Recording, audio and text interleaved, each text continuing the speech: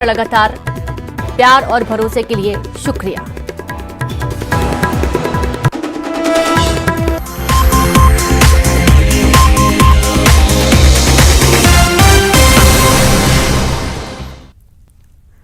नमस्कार, बहुत स्वागत है आपका एमपीसीजी सुपरफास्ट 100 खबरों के साथ। मैं हूं रीनू। सबसे पहले बात करेंगे भोपाल से बड़ी खबर की। सीएम हाउस और सीएस ऑफिस का फर्जी इस्तेमाल कर ठगी का मामला सामने आया। भोपाल साइबर क्राइम ब्रांच ने सीहोर के एलम सिंह और देवनारायण को धर दबोचा।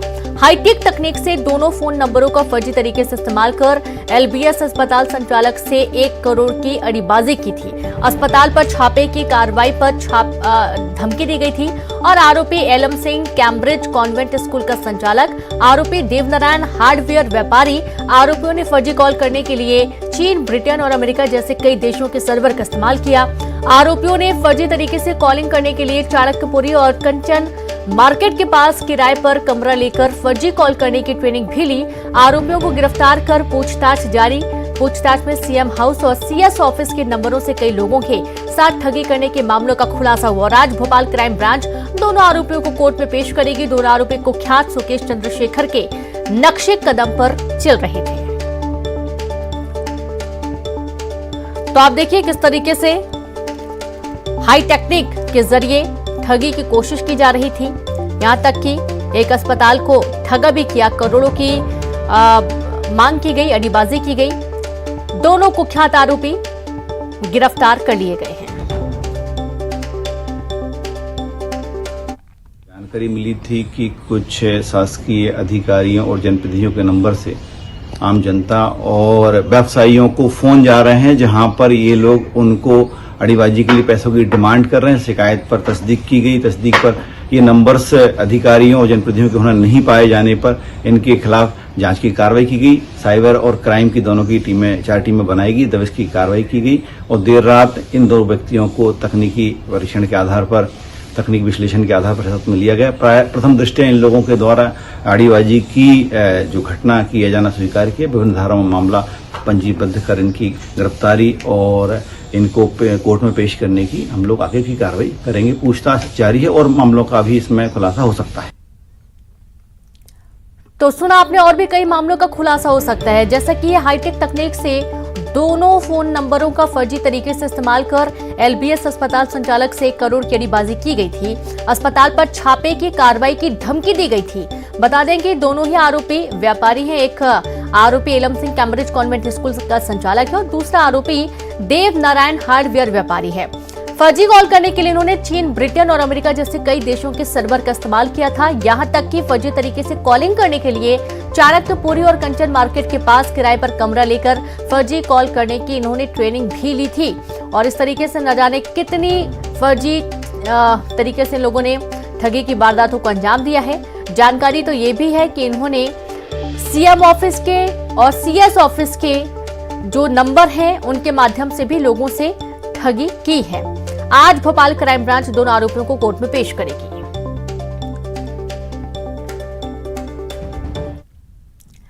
और अब बात करेंगे इंदौर से बड़ी खबर की। गवर्नमेंट लॉ कॉलेज में प्राचार्य के रूम की सील तोड़ी गई। एबीवीपी ने लगाया सबूत मिटाने का आरोप। पुलिस ने प्राचार्य के कमरे को सील किया था।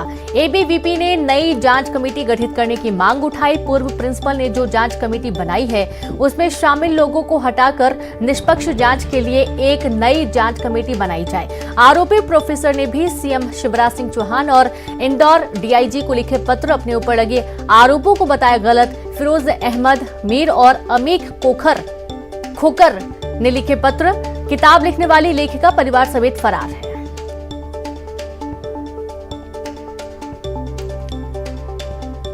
तो खबर इंदौर से, जहां पर गवर्नमेंट लॉ कॉलेज में प्राचार्य रूम में सील तोड़ी गई। प्राचार्य रूम की, जहां एबीवीपी ने सबूत मिटाने का आरोप लगाया। पुलिस ने प्राचार्य के कमरे को सील किया था। जब प्राचार्य के द्वारा ये बंद कर दिया गया था, चूंकि प्राचार्य चले गए तो उसके बाद ये 9 बजे बंद हुआ था। उस समय भी कुछ लोग यहाँ पे 9 बजे कार्य कर रहे थे, तो हमने उसकी सूचना पुलिस को दी और पुलिस द्वारा यहाँ पे सब चीज़ों को सील कर दिया गया। लास्ट में जब पुलिस ने प्रिंसिपल चेंबर सील किया, उस समय पे भी यहाँ पे लोग मौजूद थे और उस सील को खोल के इन्होंने कुछ ना कुछ उसमें सबूत को मिटाने की साजिश की है। तो देखा आपने, सबूतों को मिटाने की साजिश की गई है, ये आरोप लग रहा है। ज्यादा जानकारी के साथ संवाददाता अरुण जुड़िया। अरुण, रूम का सील तोड़ के कुछ छेड़खानी की बात की जा रही है। कहा जा रहा है कि यहां पर जो सबूत थे उनको मिटाने की कोशिश की गई है। पूरा मामला बताएं।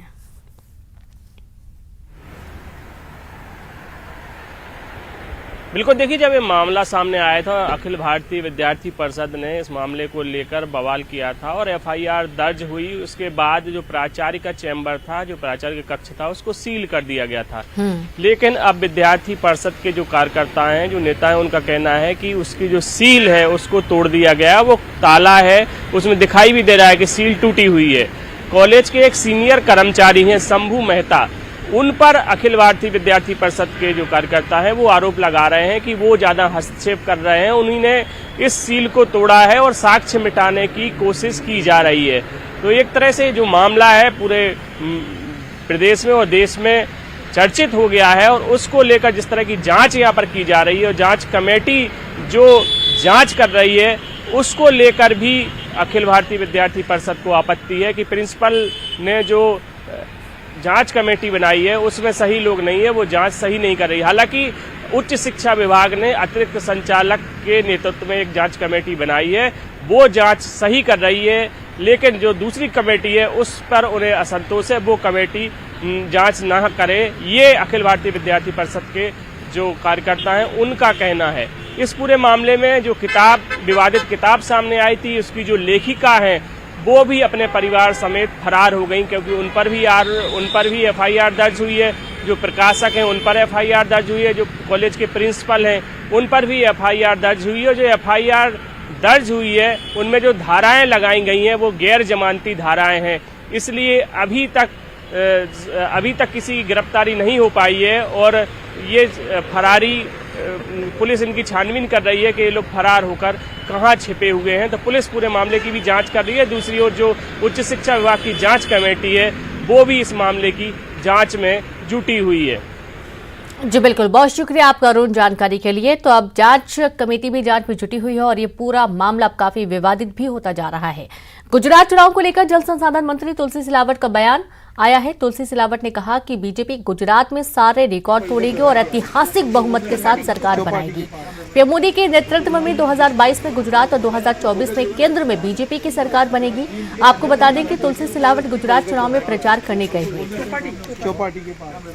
देश के प्रधानमंत्री नरेंद्र मोदी जी के नेतृत्व में देश के किसी भी प्रांत में, चाहे गुजरात हो, वहाँ जो चुनाव हो रहे हैं सारे रिकॉर्ड भारतीय जनता पार्टी तोड़ेगी। ऐतिहासिक जीत गुजरात में होगी। 2022 में फिर से भारतीय जनता पार्टी की सरकार देश में 24 में बनेगी और गुजरात में 22 में बनेगी।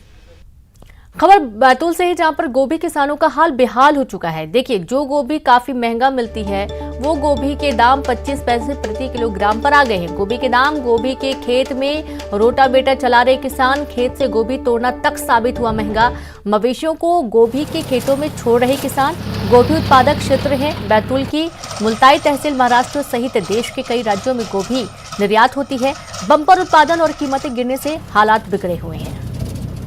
तो आप देखिए कि जब भी सर्दी का मौसम शुरू होता है और जो गोभी होती है वो काफ़ी लोग पसंद करते हैं उसे खाना और काफ़ी तादाद में बिकती भी है, अच्छे अच्छे दामों पर बिकती है।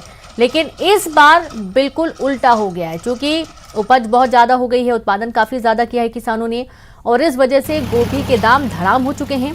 25 पैसे प्रति किलोग्राम पर गोभी के दाम आ चुके हैं और किसानों को अब परेशानी हो रही है। यहाँ तक कि किसान इतने परेशान हो गए हैं कि गोभी तोड़ना तक उनको महंगा पड़ रहा है। मवेशियों को गोभी के खेतों में छोड़ा जा रहा है। गोभी उत्पादक क्षेत्र है बैतूल की मुल्ताई तहसील, जहां पर महाराष्ट्र सहित कई देश के कई राज्यों में गोभी की सप्लाई की जाती है। बम्पर उत्पादन और कीमतें गिरने से हालात बिगड़े हैं। और देखिए तस्वीरें, जहां गोभी के खेत में रोटावेटर एक किसान चला रहा है, यहां से समझ में आ रहा है कि वो कितना परेशान है। गोभी जिसे बहुत पसंद किया जाता है, लेकिन अब उसके दाम पूरी तरीके से जमीन पर आ चुके हैं। संवाददाता ऋषु जुड़ गए हैं। ऋषु, सर्दी शुरू होती है, गोभी को लोग खाना बहुत पसंद करते हैं, काफी अच्छे दामों में बिकती है, लेकिन इस बार किसानों के साथ बिल्कुल उल्टा हो गया।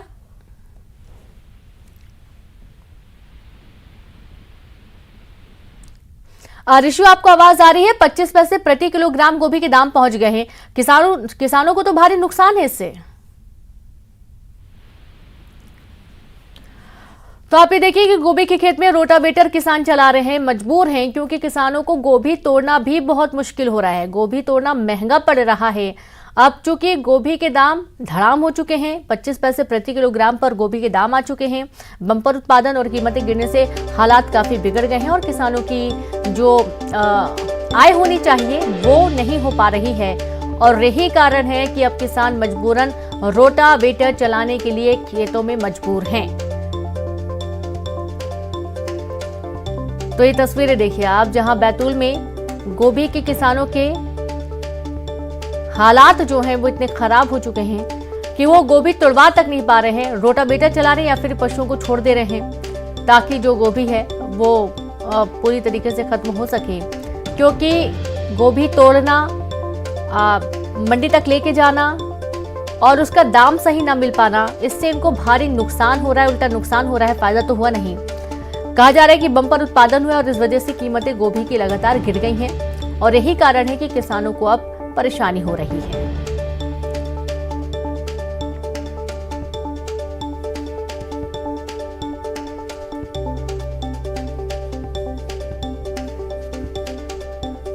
और संवाददाता ऋषु नायडू जुड़ गया। ऋषु, एक तरफ किसानों को काफी फायदा होता था लेकिन इस बार भारी नुकसान हो रहा है गोभी की वजह से। जी हाँ, देखिए गोभी की जो फसल है इस बार बम्पर पैदावार हुई है और जो मुल्ताई का जो पूरा इलाका है बैतूल में, ये मध्य प्रदेश और देश का एक प्रमुख गोभी उत्पादक क्षेत्र है। यहाँ से न केवल महाराष्ट्र बल्कि देश के अन्य राज्यों में भी गोभी का निर्यात होता है। हर साल जो है ठंड के सीजन में भारी मात्रा में निर्यात होता है। इस बार उत्पादन भी बहुत ज्यादा हुआ है और जो गोभी के दाम है वो अचानक कम हो गए हैं। लगभग खेत से अगर किसान व्यापारी को गोभी बेच रहे हैं तो उन्हें केवल 25 पैसे से 30 पैसे प्रति किलोग्राम का रेट मिल रहा है, जो कि लागत से भी काफी कम है। इस समय हालात ये है कि अगर किसान मजदूर लगाकर गोभी की तुड़ाई कराते हैं, उसकी पैकिंग और लोडिंग कराते हैं, वो काम भी उनको महंगा साबित होगा, उसमें कोई बचत नहीं होगी। इसलिए किसान बेहतर समझ रहे हैं कि वो अपने खेतों में रोटावेटर और मवेशी रोटावेटर चला दे रहे हैं, फसल नष्ट कर रहे हैं या मवेशी छोड़ दे रहे हैं। इस तरह के हालात बने हुए हैं। हर साल इसका निदान के लिए किसान मांग कर रहे हैं कि जो है बेहतर स्टोरेज फैसिलिटीज जो है मुल्ताई के आसपास हो, क्योंकि बड़ा क्षेत्र है गोभी उत्पादक। लेकिन अब तक स्टोरेज फैसिलिटीज नहीं होने के कारण जो है इनकी फसल या तो पूरी तरह खराब हो जाती है या फिर औने पौने दामों में इनको अपनी फसल को बेचना पड़ जाता है।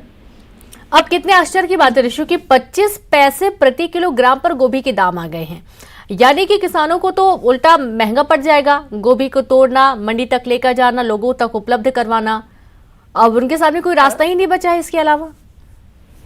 जी बिल्कुल, देखिए 25 पैसे से 30 पैसे प्रति किलोग्राम जो दाम है गोभी का, ये आज के हिसाब से जो है किसानों के लिए पूरी तरह से घाटे का ही सौदा है, क्योंकि जो लागत होती है किसानों की, अगर उनको 1.5 रुपए से 2 रुपए तक भी प्रति किलोग्राम मिलता है खेत से, अगर वो बेचते हैं अपना माल, तब भी उन्हें थोड़ा बहुत लाभ हो सकता है। लेकिन 25 से 30 पैसे प्रति किलोग्राम बेचने पर उन्हें कोई लाभ नहीं हो रहा है। मंडी तक ले जाने का जो भाड़ा लगता है वाहनों का, वो भी निकालना मुश्किल है, मजदूरी देना मुश्किल हो जाता है। तो हर तरह से किसान यहाँ पर घाटे में है। बिल्कुल, बहुत शुक्रिया आपका जानकारी के लिए ऋषि। तो इस तरीके से किसान काफी घाटे में है और यही कारण है कि किसान रोटावेटर चला रहे हैं या तो पशुओं को गोभी के खेतों में छोड़ रहे हैं।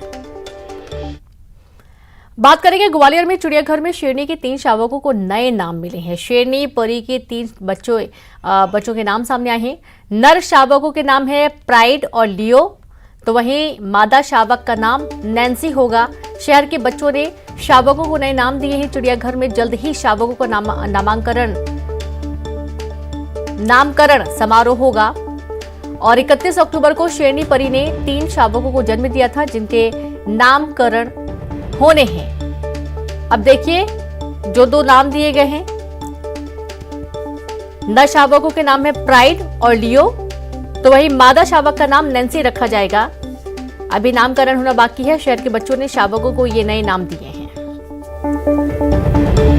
बता दें कि 31 अक्टूबर को शेरनी परी ने 3 शावकों को जन्म दिया था और देखिए नन्हे शावक जो कि अपनी मां के साथ खेलते हुए घूमते हुए नजर आ रहे हैं और इनके नए नाम का जो नामकरण है वो जल्द ही किया जाएगा।